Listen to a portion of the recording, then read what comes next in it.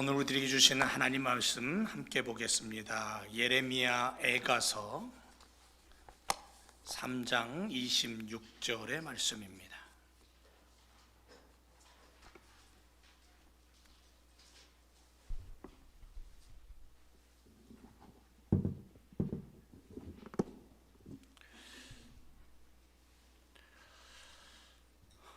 함께 여러분들 화면 보시고요. 함께 말씀 목소리를 맞추어서 읽고 하나님 앞에 영광 올려드립니다. 시작. 사람이 여호와의 구원을 바라고 잠잠히 기다림이 좋도다. 아멘. 눈물의 선지자 예레미야가 하나님 앞에 올려드리며 간구한 그러한 기도의 내용입니다. 사람이 여호와의 구원을 바라고 잠잠히 기다림이 좋도다. 오늘 우리가 함께 은혜 받을 말씀의 제목은 기다림을 인내로 달려가는 성도입니다. 매년 새해 시작을 우리가 1월 1일 이렇게 얘기하잖아요. 그런데 기독교 절기, 그러니까 교회력으로 보면, 교회 달력으로 보면 시작은 대강절, 대림절로부터 시작이 됩니다. 그러니까 대강절은 교회력으로는 신년이 되는 것이고, 대강절의 첫째 주일은 신년 1월 1일이 되는 그런 셈이 되는 거죠. 대강절, 대림절 이렇게 얘기하는데요. 저는 그냥 대강절로 통일을 해서 이제 단어를 씁니다. 대강절이란 뜻은 도착한다, 온다, 기다린다 그런 의미를 갖고 있는 단어입니다. 초대교회로부터 성탄절 전 4번의 주일을 대강절로 지킵니다. 그리고 그 4번의 대강절을 지키면서 첫째 주, 둘째 주, 셋째 주, 넷째 주 대강절을 지키면서 그 의미가 뭐냐면 하나님의 독생자이신 예수님이 이 땅에 강림하신다, 내려오신다. 그러므로 준비하며 기다리는 시간이다. 그런 뜻을 내포하고 있습니다. 그래서 대강절에는 강단에 초 5개가 꽂혀져요. 3개의 초는 보라색이고, 그 보라색을 의미하는 뜻은 뭐냐면 인생의 고통과 슬픔 중에도 구세주의 탄생을 바라본다, 대망한다, 그런 상징적인 의미를 갖고 있는 그러한 보라색입니다. 하나의 핑크 또는 붉은색이 있습니다. 핑크라는 것은 기쁨을 상징하는 거죠. 그리고 나머지 하나는 흰색입니다. 이 흰색은 성탄절날 이제 주로 켜요. 25일 날. 우리가 오늘날로 얘기하면 12월 25일 날 흰색의 초를 이제 밝히는 거죠. 거룩과 영광을 상징합니다. 근데 때로는 이게 조금씩 방식이 달라요. 교단마다 조금씩 다르고 추구하는 어떤 방식들이 좀 다르기 때문에 어떤 데는 5개의 초를 전부 흰색으로 쓰기도 하고 또는 색깔의 방식이 조금씩 다르기도 합니다. 오늘은 우리는 보라색과 그 다음에 붉은색과 그리고 흰색으로 그렇게 의미를 담고 있다는 것을 생각하시기 바랍니다. 자, 교회력의 시작은 강림절로 시작을 하고 그 강림절의 시작의 의미는 뭐냐면 기다림이라는 거죠. 기다림. 정결함과 거룩하신 메시아의 탄생을 준비하는 마음으로 성탄절이 오기 전 4주를 강림절로 지키며 기다린다. 그 첫째 주일이 바로 오늘 우리가 예배를 드리는 강림절 첫째 주일이 오늘입니다. 바로 이 예수님이 우리를 구원하시기 위해 오셨고 우리는 그 구원의 값진 선물을 받았으므로 그 선물을 가지고 감사하며 예배를 드리고 오랜 시간이 흘렀지만 그럼에도 불구하고 우리가 주님을 맞이하는 마음으로 이 성탄의 계절을 시작을 하는 겁니다. 여러분, 초가 주는 의미가 있습니다. 첫 번째 주일은 예언의 초라는 의미를 갖고 있습니다. 또는 희망의 초. 두 번째는 베들레헴의 초라고도 하고요, 평화의 초라고도 합니다. 세 번째 초는 목자들의 초라 그래서 기쁨의 초예요. 그리고 네 번째는 천사들의 초라는 의미를 갖고 있고 사랑의 초라는 그러한 뜻을 가지고 있습니다. 다섯 번째는 메시아의 탄생을 얘기하는 구원의 초입니다. 그리고 그 초는 매주마다 하나하나 불이 붙습니다. 불이 켜지죠. 오늘도 우리가 첫 번째 초에 불이 타고 있습니다. 촛불이 타고 있죠. 첫 번째 불은 아담에서 아브라함까지를 얘기하는 믿음의 역사를 의미하고 있습니다. 우리 믿음의 선배들이 이 성탄절의 대강절을 시작을 하면서 초에 대한 의미들을 이렇게 담았다라는 거예요. 그리고 그 의미를 가지고 하나님 앞에 온전한 예배를 드렸다는 거죠. 그러니까 오늘도 우리가 그런 마음을 가지고 예배를 드리는 거예요. 두 번째 촛불은 아브라함에서 모세까지를 의미하는데 어둠과 죄악의 굴레에서 해방되는 거죠.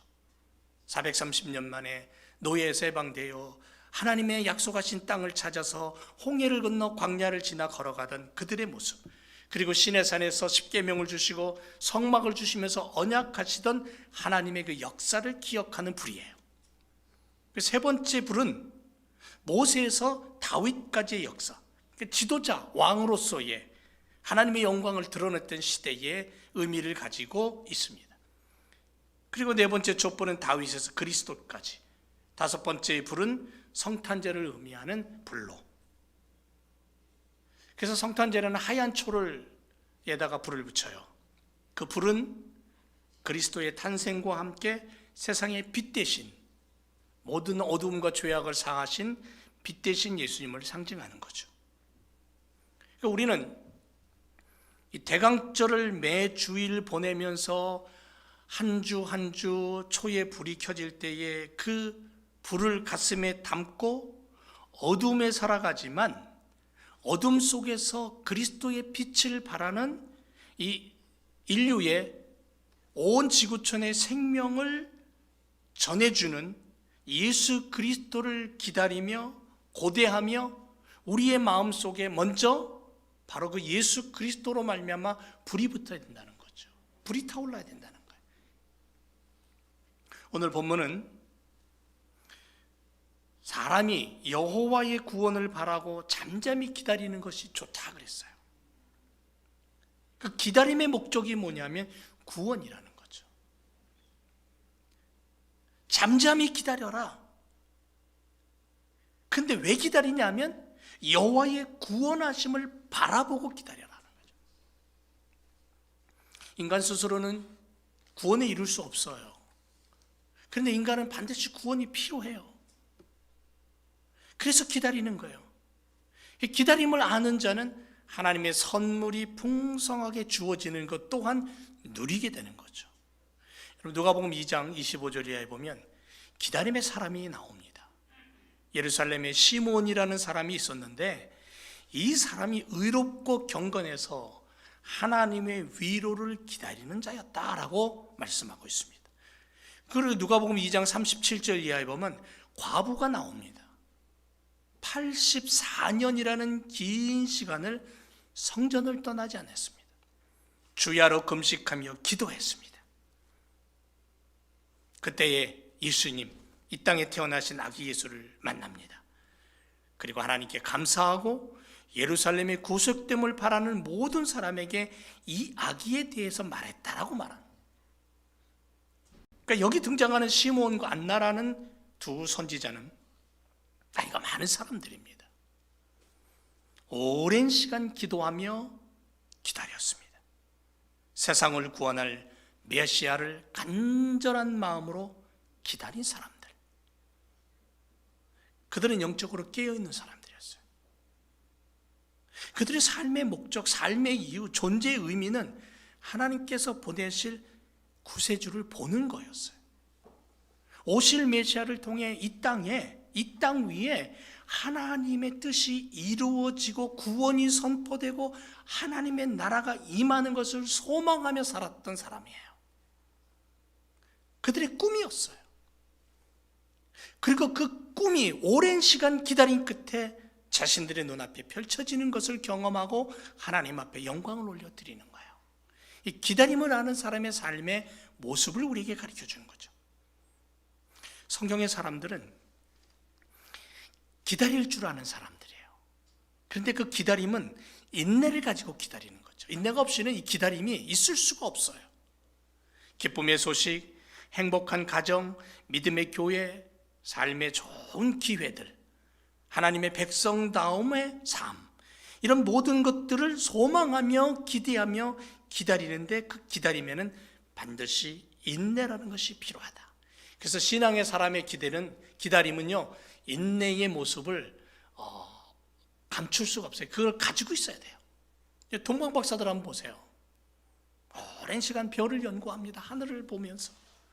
그리고는 세상을 구원할 메시아가 오심을 그들은 기대하면서 하늘의 별을 연구합니다. 그리고 그 별이 나타났을 때에 그들이 걸었던 길은 인생에 단 한 번뿐인 그러한 걸음이었습니다. 그 길을 가기 위해 오랜 시간 그들은 준비했어요. 그리고 그들이 가지고 온 선물은 유일하게도 세상에서 가장 소중한 선물이었어요. 낙타의 몸을 싣고 사막의 바람을, 더위를 헤치면서 그들이 찾아간 그 길은 희망의 길이었어요. 끝이 어딘지 알지 못했죠.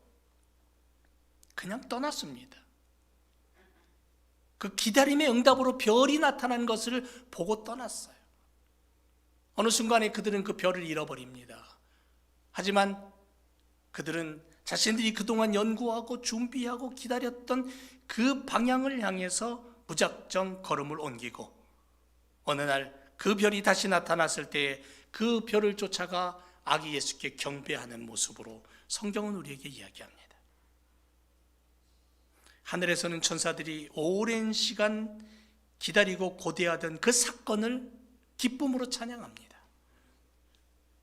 신비한 별이 떠올랐던, 그것을 바라보며 멍하니 서 있던 목자들을 향해서 천사들은 기쁨이 좋은 소식을 이야기합니다. 이들 모두는 기다림이라는 것을 알았어요. 하나님의 구원의 손길을 바라보며 기다렸어요. 세상을 구원할 메시아의 임재하심을 고대하는 영적인 소망의 기다림이었다라는 거죠. 그래서 21세기를 살고 있는 우리들에게도 이 기다림이 필요한데, 그 기다림이 어떤 기다림이냐면 다시 오실 주님의 기다림이에요. 이제 우리의 기다림은 재림의 주님을 바라보는 거예요. 그래서 오늘날 이 인내를 가지고 기다림을 소망하면서 신앙생활하는 성도들에게 있어서 필요한 게 뭐냐면 약속이에요. 약속을 확신하는 기다림. 약속이 내 가슴 속에서 떠나지 않는 기다림. 신앙의 기다림은 단순히 희망사항은 아니에요. 구체적입니다. 봄에 농부가 밭에 나가서 땅을 일구고 거름을 주고 거기다 씨를 뿌리죠. 그 일을 할 때의 농부에게는 이미 그 마음은 가을에 주렁주렁 매달린 그런 열매에 가 있어요. 그 열매를 꿈꿔요. 그리고 여름을 지나는 동안 수고의 땀방울을 흘려도 결코 포기하지 않아요. 기다리는 거예요. 성급하지도 않아요. 덜 익은 과일을 따지도 않아요. 완전히 익었을 때에 맛있는 그 최고의 시점을 알기 때문에 따는 거예요. 우리는 농부의 기다림, 그 기다림이 그냥 기다림이 아닌 수고와 땀방울과 인내의 기다림이라는 것을 알기에 오늘날 이 땅을 살아가는, 팬데믹을 살아가는 성도들의 삶 속에서도 바로 그런 기다림이 필요한 거예요. 언젠가는 이 팬데믹은 사라질 것이고, 요즘 또 다른 새로운 변이 바이러스, 오미크론이라는 바이러스가 생겨나면서 전 세계가 막 긴장을 하잖아요.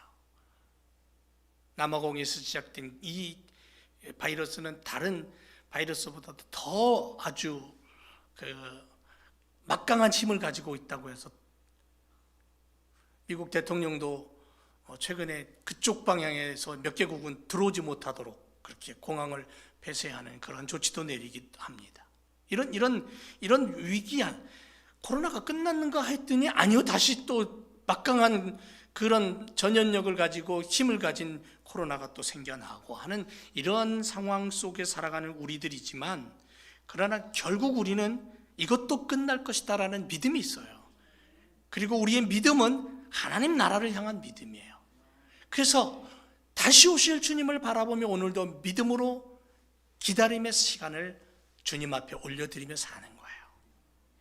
예수님의 탄생을 기다리던 사람들은 하나님의 약속을 붙잡고 오랜 시간 기대하는 마음을 놓치지 않았어요. 기대하는 마음을 잃어버리지 않았다는 거죠.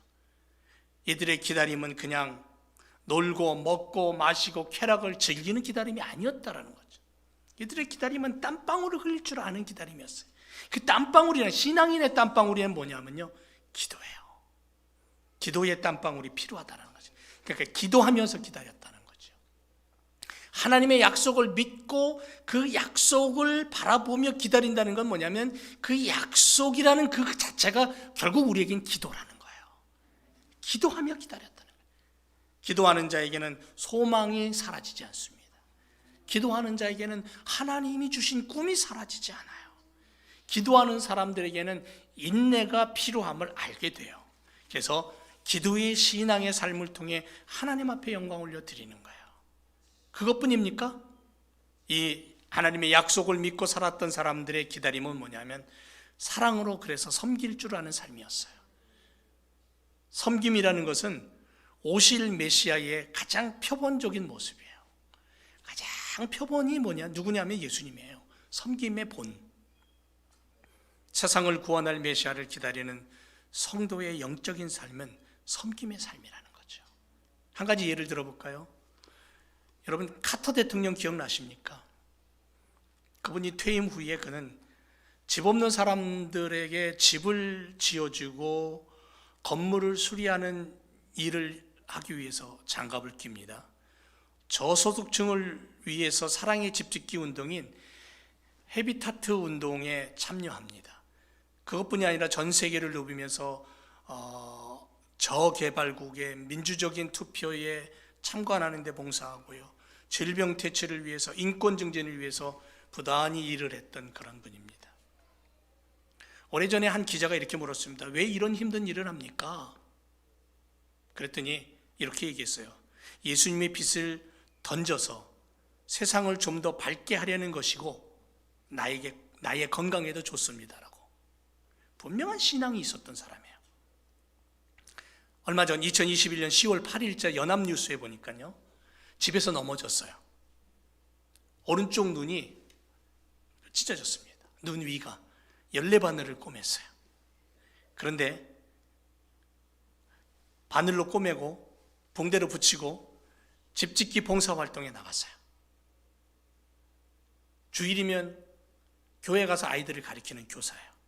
현재 나이가 몇인 줄 아세요? 95세입니다. 그래서 대통령 중에 퇴임 후에 가장 인기 있는 사람이에요. 그런데 인기의 비결이 뭐냐면 청렴함이라는 거죠.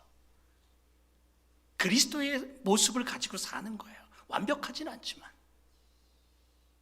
기도하며 섬기며 약속을 바라보며 사는 믿음의 삶, 그러면서 다시 오실 주님, 재림의 주님을 기다리는 신앙의 삶, 내 생명이 다하는 그 순간까지, 내 육체가 땅에 묻히는 그 순간까지, 내 영이 하나님 품에 안기는 그 순간까지는 이 땅에서 그리스도의 모습으로 사는 거예요.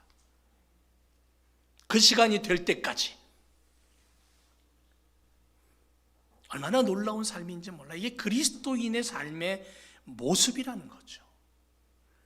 성탄의 계절을 시작하면서 우리는 이렇게 우리를 위해서 하늘 보자 버리고 오신 예수님을, 그 섬김의 본을 보여주셨던 예수님을, 약속대로 오셨던 그분을 오늘도 우리가 믿고 다시 오시마 약속하신 그 약속을 다시 한번 확인하면서 우리도 이 땅을 살아갈 때 기도로 살고 말씀으로 살고 섬김으로 사는 그러한 그리스도인의 삶을 우리가 계속해서 인내로 살아야 될 줄로 믿습니다. 또 하나는요, 분명한 목표예요. 목표를 가지고 기다렸다는 거예요. 시므온은 이스라엘의 위로를 기다리는 자였다 그랬습니다. 예수 그리스도가 우리 기다림의 대상이고 목표라는 거예요. 성경에 보면은 수많은 믿음의 사람들의 삶의 목표는 뭐냐면 결국은 하나님 나라였어요. 하나님의 은혜를 구하고 구원해 주심에 감사하며 주님을 바라보고, 동방박사들 그토록 소망하며 기다리다 먼 길을 고생하면서 찾아온 이유가 바로 인류를 구원할 메시아를 보는 거예요. 경배하는 거예요. 신앙은 절대적으로 뜬구름 잡는 삶이 아니에요.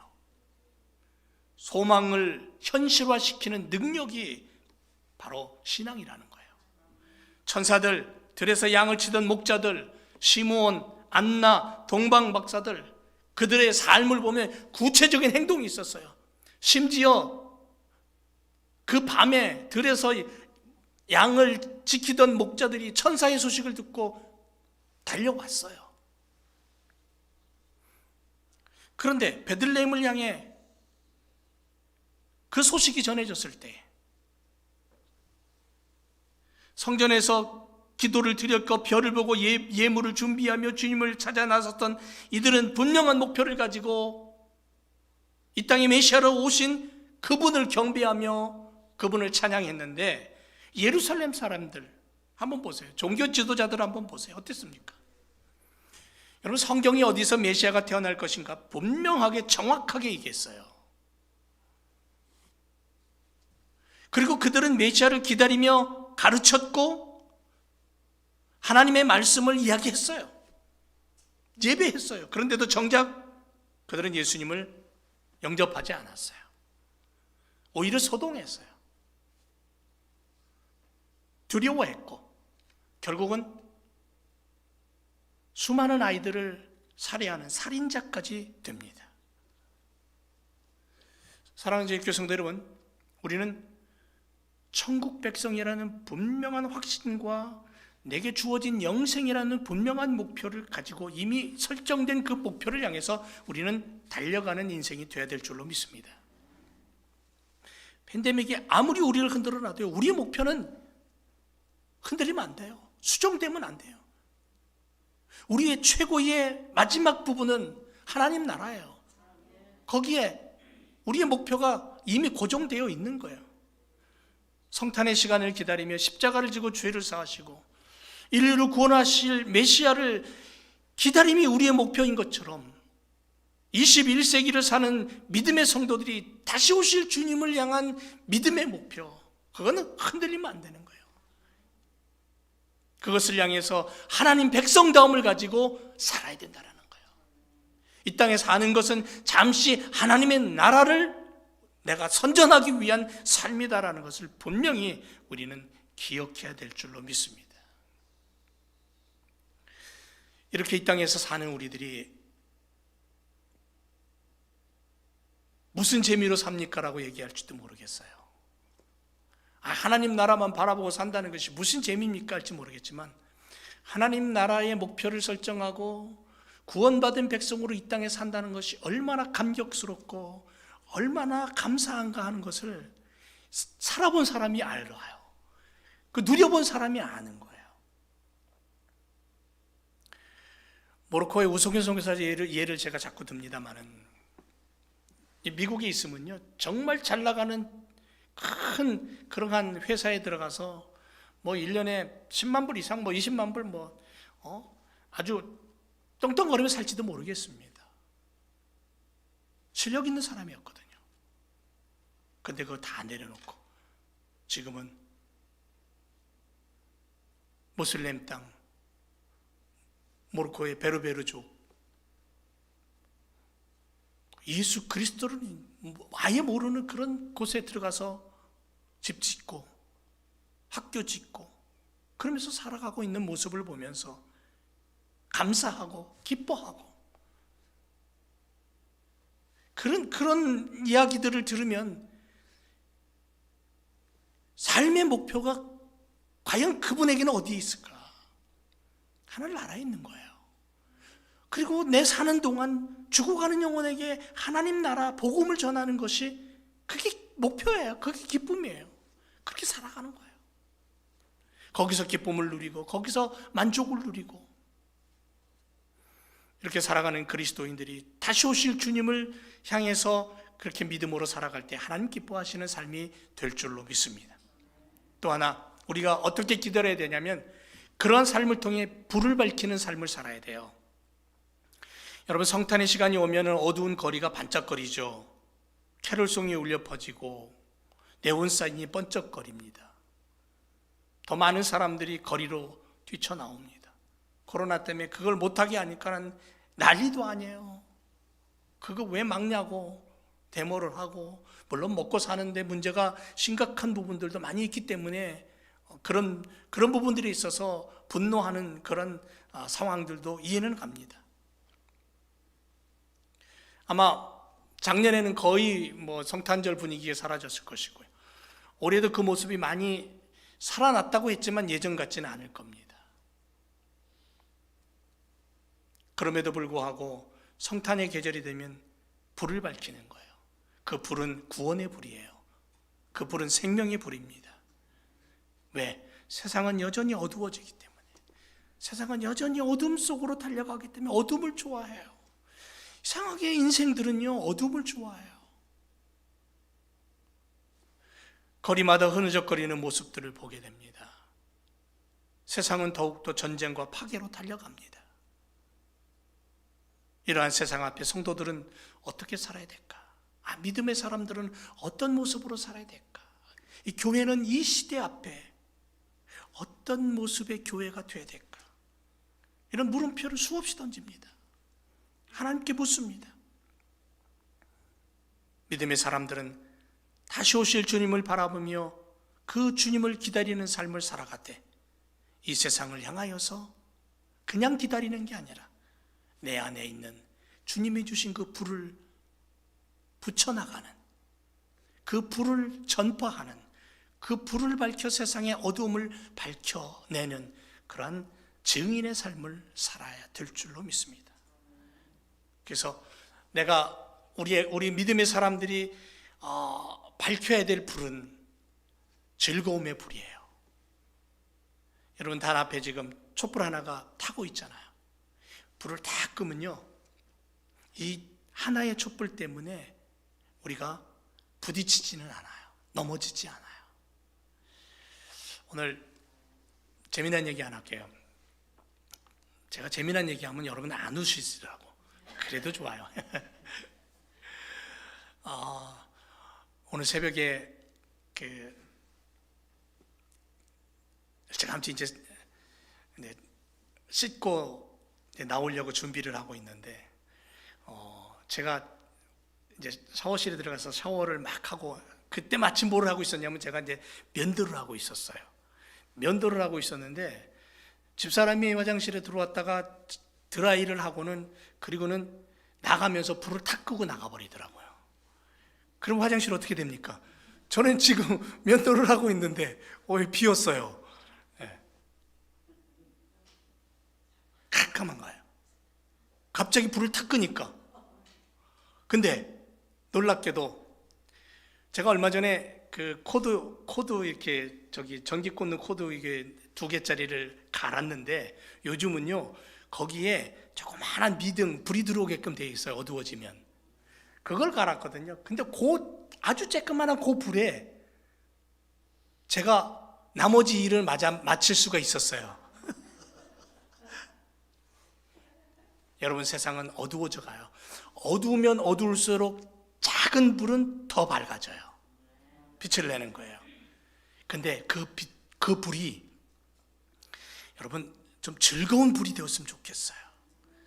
눈물을 좀 씻어주고, 사람들의 가슴을 좀 만져주고, 좀 시원하게 해주고, 죽겠다고 하는 사람들이 수없이 많아도 들어주고, 내 마음이 죽겠으면 그건 나는 하나님 앞에 그냥 해결할 수 있는 믿음의 담력이 있잖아요. 하나님.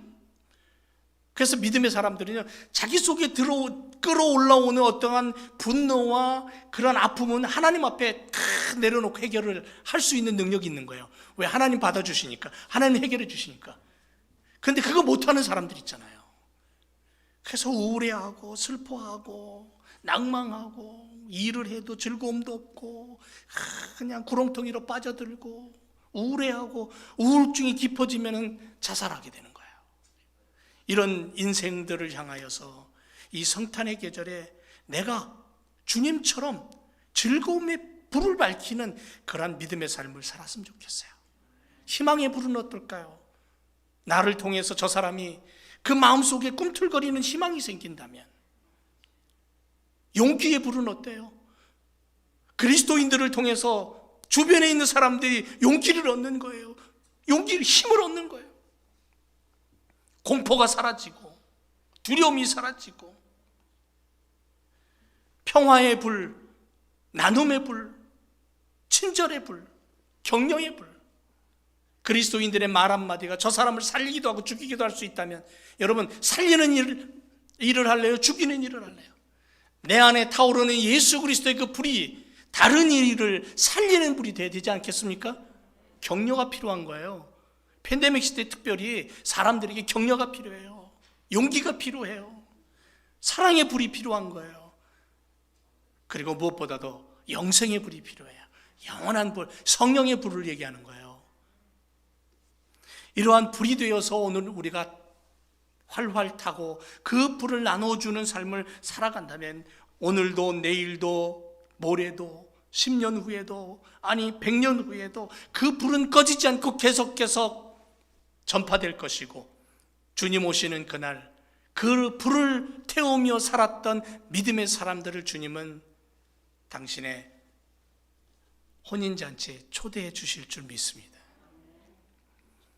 내 생명이 다하는 그날까지 내 몸 안에, 내 생각 안에, 내 가슴 안에 주님이 붙여주신 그 꺼지지 않는 불이 계속 타올라서 이 땅 위에, 아니 우리 교회와 우리 이웃에게 그리스도의 향기를 바라고 불을 나눠줄 수 있는 그런 삶을 우리가 살기를 원합니다.